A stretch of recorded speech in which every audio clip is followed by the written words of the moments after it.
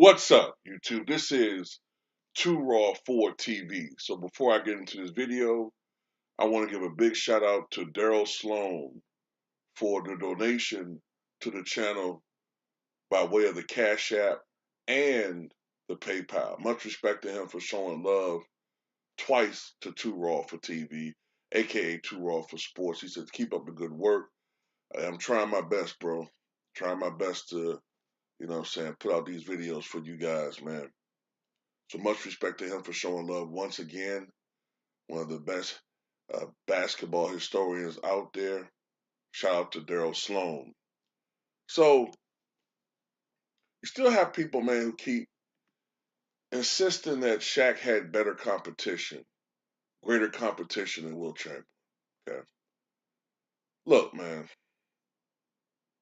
this is so easy to debunk this. Look, let's just use common sense.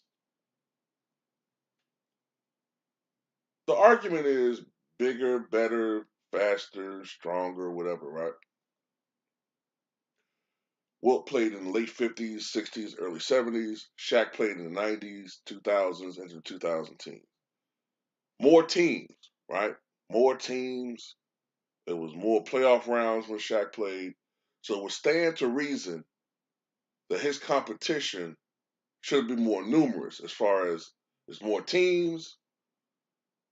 Therefore, it should be more Hall of Famers he played against for his position.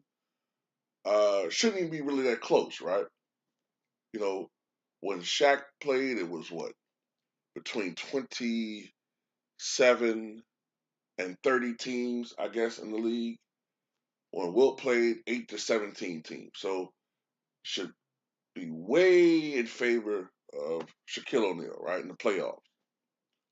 The competition at the center position. Well, these are the facts. Wilt Chamberlain in the playoffs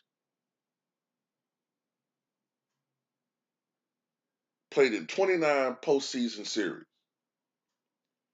And in those 29 postseason series, 20 times he played against a Hall of Fame center. Bill Russell 8 times, Nate the Great Thurman 3 times, Willis Reed twice in the NBA Finals, Kareem twice, because remember back then, the Bucks were in the Western Conference. Walt Bellamy twice, Jerry Lucas, the only white player in the history of the league to average over 20 rebounds per contest. And I think in today's league, with his mid-range shooting, outside shooting, rebounding tenacity, he'd be a much, much better version of Kevin Love. Hall of Famer Zelmo Beatty twice, and Wayne Embry, not a Hall of Famer, but borderline, close. And not to mention multiple-time All-Star Johnny Red Kerr, later on the first head coach of the Chicago Bulls and longtime color commentator with the Chicago Bulls. These are players centered at the center position that Wilt Chamberlain went against in his playoff career. So generally speaking, he almost always played against either a good, a very good, or Hall of Fame caliber player at his position. Now let's look at Shaq. Now, let's just go through his playoff career. Rick Smith was good. And Orlando got swept in 94. In 95, trying to go through the teams, Chicago did not have a Hall of Fame center. Luke Longley's not a Hall of Famer. They went against Rick Smith again, real good. Now, Kim and Dream Olajuwon, all-time great. Swept again. Okay. 96, no. From what I can recollect, no. '97, now he's with the Lakers. Uh, don't believe so. I'm trying to remember the teams they played in the playoffs. Don't believe so. Know the team that eliminated them, their center was Greg Ostertag. Moving on, '98, eliminated by Utah, Greg Ostertag. Um, I'm trying to remember if they played San Antonio or not in '98. They may have. I can't quite remember the matchups. Um, in '99, I know certainly they played against the Spurs. They were eliminated by the Spurs, swept by the Spurs. David Robinson, Hall of Famer, but he was on the downside of his career at that time. And then after that, Arvydas Sabonis, but he was a shell of himself. Divac, okay, um, more of an international Hall of Famer, solid NBA player, but not a Hall of Famer. The finals is where it gets embarrassing. Okay, he did go against an older Dikembe Mutombo, but in 2000 you go against Rick Smits, who was finished.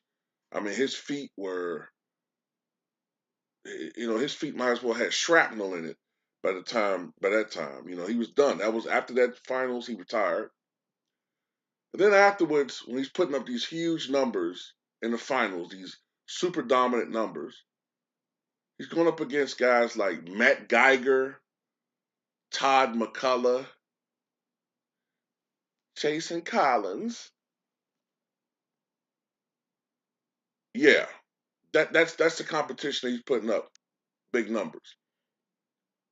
And then afterwards, Ben Wallace, he's a Hall of Famer. They lost that series. Uh, yeah, that's about it. There's a big disparity. He only went up against in the finals Ben Wallace, who's a Hall of Famer, but sort of borderline Elijah Wan, and that's it. And each time he lost. Matter of fact, in those series, his teams went 1-8.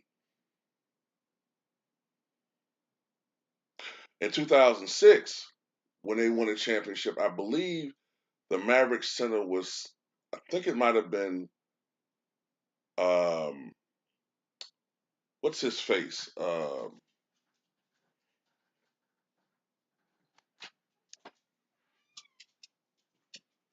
Can't think of his name off the top of my head. I think he was an All-Star one time. But yeah, other than that, man, the disparity is just ridiculous, man. And then you would think, well, if he isn't going up against as much Hall of Fame competition in that position, then surely he should be putting up a whole bunch of, 50, 60-point performances. And you look at his career, 350-point games versus Chamberlain's 122. So I don't know how you look at it. At the end of the day, Wilt had the superior numbers. He played against a superior competition.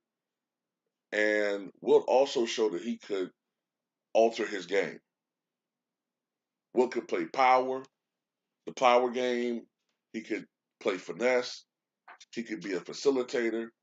He could be a primary scorer. Wilt was stronger than Shaq, quicker, more athletic, everything. Shaq is great, but he didn't really start dominating until the big men who were great, the Patrick Ewings, the David Robinsons, all those guys, Elijah Wan, all these centers, Moses Malone, they all aged out and retired. Whereas you can make a strong argument that Wilt Chamberlain and Kareem both went up against the strongest competition at the center position in the history of the NBA. So anyway, that's all I got to say in this video. Tell me what you guys think.